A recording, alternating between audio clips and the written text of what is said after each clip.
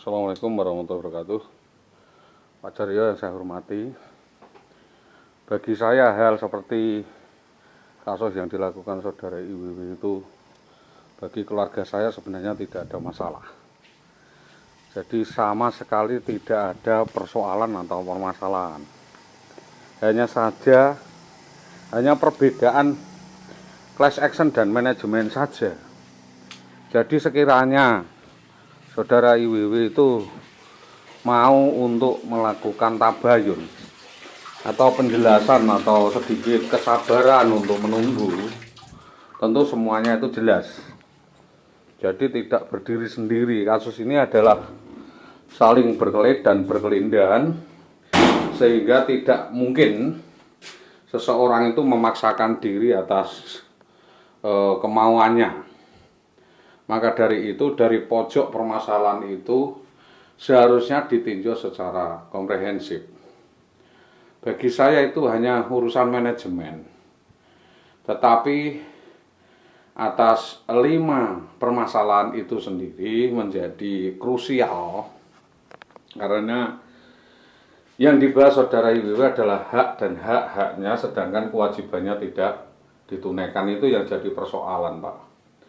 Selanjutnya, bahwa persoalan yang mengikat dengan hal-hal yang seharusnya menjadi tanggung jawab beliau ini harusnya diselesaikan lebih dulu, tidak serta-merta terus menjadi kasus kolosal, yaitu melibatkan orang lain atau orang ketiga, tapi sudah terlanjur dilakukan, maka ibarat nasi sudah menjadi bubur. Maka dari itu, Bapak, sebenarnya yang saya mau jelaskan adalah apa yang langkah-langkah yang harus saya lakukan, apa yang sudah saya lakukan dan yang akan saya lakukan terkait upaya penyelesaian kasus menyangkut saudara IWW tersebut, karena kasus tersebut sedang berjalan, sudah berjalan dan akan selalu berjalan jika resolusi itu tidak segera dilakukan. Apa itu?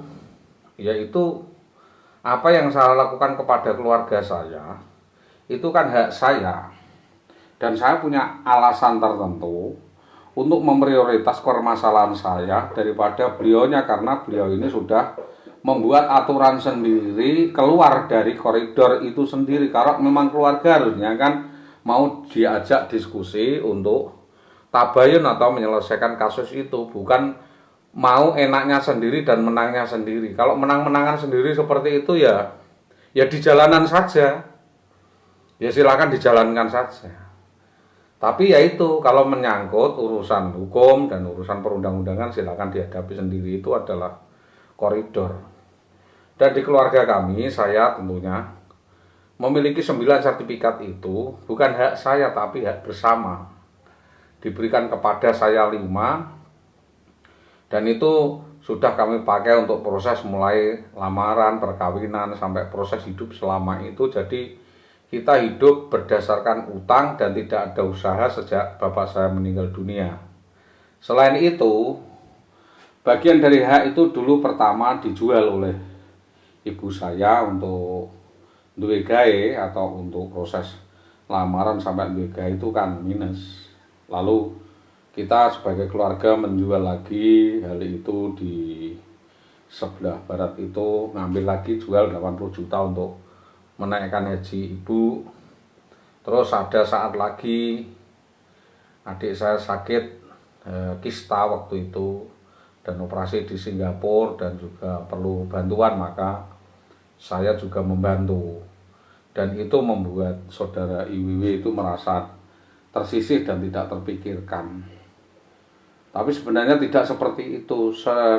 Itu skala prioritas. Di dalam keluarga kita akan manajemen kan skala prioritas, mana yang membutuhkan lebih dulu, mana yang membutuhkan di belakang hari. Dan prioritas pertengahan saya pikir beliau ini saya sponsorkan, saya jualkan sawah, saya jualkan kampung dan kayu-kayu sebagainya. Saya jadikan dewan waktu itu enggak lolos, lalu daftarkan PNS, kita siapkan duitnya sebesar pertama 110 juta, Pak. Yang kedua 100 juta, berarti 210 juta. Ini saya sampaikan. Dan itu utang dari saudara Bapak Sadio. Nah, utang dengan Pak Sadio itu saya hanya mampu membayar 25, masih utang 85 itu tanggungan siapa? Tentu tanggungan beliau itu ya. Harusnya 35 juta itu tanggungan saya, dan yang 85 tanggungan saudara Iwi. Tetapi saya tanya harusnya bagaimana membayar daripada tanggungan saudara Sadio ini. Saudara IWW malah melarikan diri dengan oknum anggota polisi itu dan mengkriminalisasi saya, bahkan mencoba untuk membunuh saya. Dan itu sangat jahat sekali dan sangat biadab sekali. Saya dikeproi beramai-ramai di tengah jalan, di Jalan Mojolawaran. Sedangkan saya cuma menjewer beliau, mengingatkan, "Mbok jangan seperti itu, sebagai istri itu punya hormat kepada suami, wong habis ketompo PNS kan harusnya syukuran gitu loh Pak.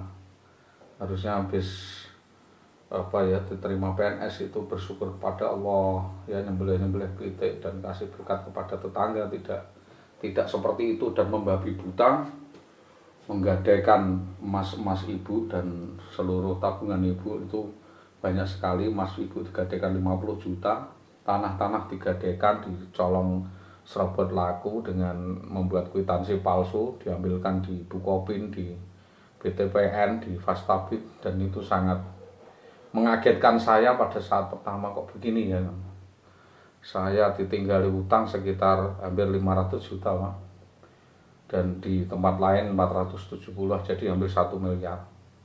Jadi di keluarga saya ditinggali utang itu 500 juta, di pihak ketiga 470, jadi hampir 1 miliar kurang 30 jutaan. Dan itu nyata dipakai untuk pesta pora yang sehari-hari belanja, saya tahu betul sosialitas seperti itu, dan saya dikriminalisasi, dilaporkan polisi ini itu dengan KDRT, padahal saya dengan ulahnya dia seperti itu saja saya menangis. Dia tuh Pak, kalau minta apa-apa itu harus terpenuhi. Jadi kalau minta ini harus pagi minta, sore harus ada. Kalau tidak minggat gitu loh. Jadi kalau tidak keturutan dia ngambek, minggat.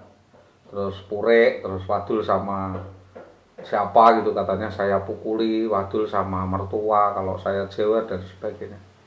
Jadi angel memanage saudara Indah Wayu Widiawati itu sangat angel. Karena apa? Pembicaraannya semua serba dibalik. Jadi kalau ngamuk itu malah ngeri Pak, nyokot, nyawel, nyakar gitu ya, yang gunting, mau gunting kelamin saya dan meracun pakai racun serangga itu, coro dimasak dikasih jamur celeng, kalau masak itu dikasih racun, lalu sekeluarga saya keracunan semua, itu pernah murah di rumah sakit semua.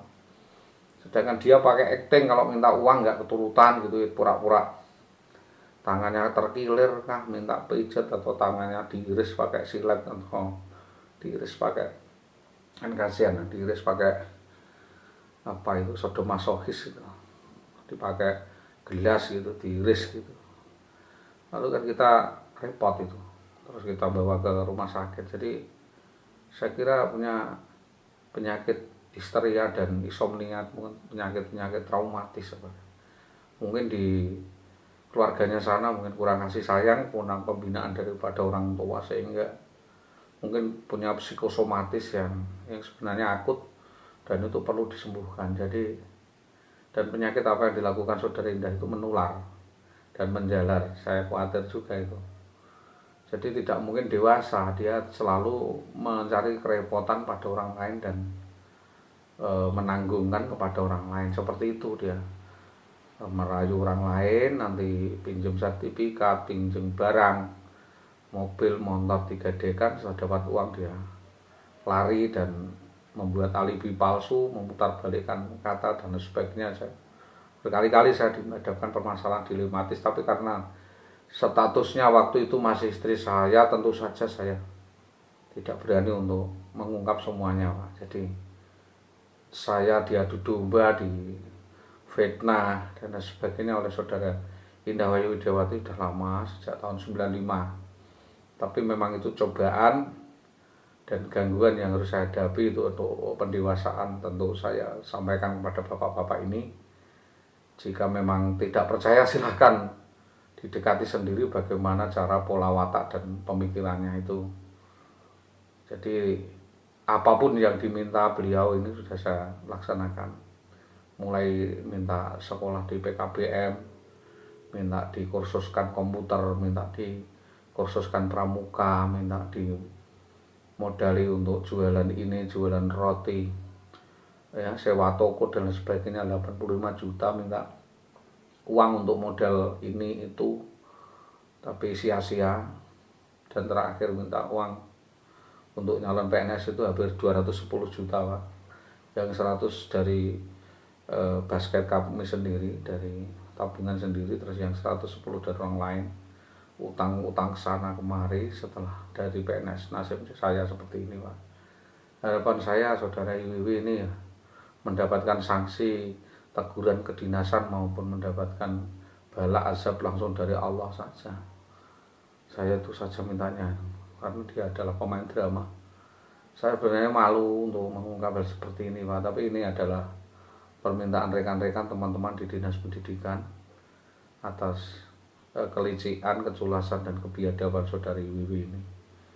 Ya, demikian ini saya sampaikan untuk diketahui sivitas Dinas Pendidikan atas aroma tidak sedap dan perbuatan yang tidak beradab yang dilakukan saudari Indah Wahyu Diawati ini. Ini kesaksian saya sebagai suami, bukan mengeluh mengadu tetapi apa yang saya alami. Ini klarifikasi tabayun bagaimana dinas mengatasi perempuan-perempuan guru yang bermasalah kriminal pidana seperti ini, yang justru mengkriminalisasi keluarganya sendiri. Itu harapan saya, apapun yang saya lakukan saya bertanggungjawabkan, apapun yang saya bicarakan adalah suatu kenyataan.